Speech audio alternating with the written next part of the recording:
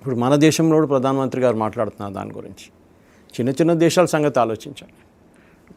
$700 billion foreign exchange పెట్టుకొని మనం ఇట్లా మాట్లాడుతుంటే $20 బిలియన్ కూడా లేని పాకిస్తాన్ సంగతి ఆలోచించాను. కానీ వాళ్ళకి సౌదీ అరేబియా డబ్బులు ఇస్తారు.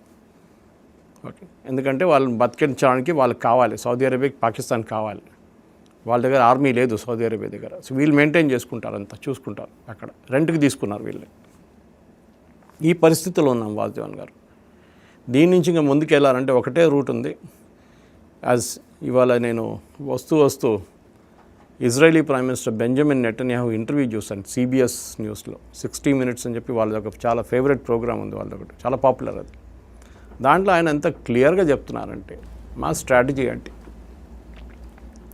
మీరు అమెరికన్ ప్రెసిడెంట్ని గుంజి తీసుకెళ్లారు యుద్ధంలో అని ఒక ఆరోపణ ఉంది మీ మీద, మీరేం చెప్తారంట.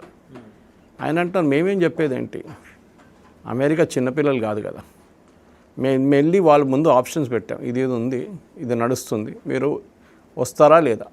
మేము కూడా వస్తామన్నారు, వచ్చారు, బాంబ్ చేశారు, మేము కూడా వెళ్ళాం.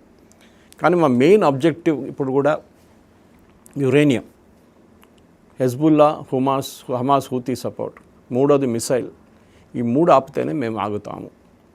రేపు అమెరికా వెళ్ళిపోతే కూడా మేము మా యుద్ధం నడిపిస్తాము అక్కడ. సో ఈ మేడ్ ఇట్ వెరీ క్లియర్.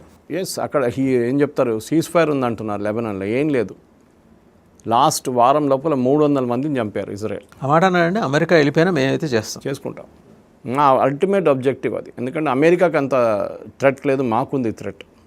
రేపు వాళ్ళ చేతిలో న్యూక్లియర్ బాంబ్ తయారు చేసుకుని మా మీద ఉపయోగిస్తాడు, అమెరికా మీద చేయడు.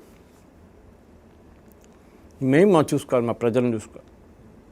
దానికి మేము కావాలంటే మేము చేస్తాం. అది ఇజ్రాయెల్ లాజిక్.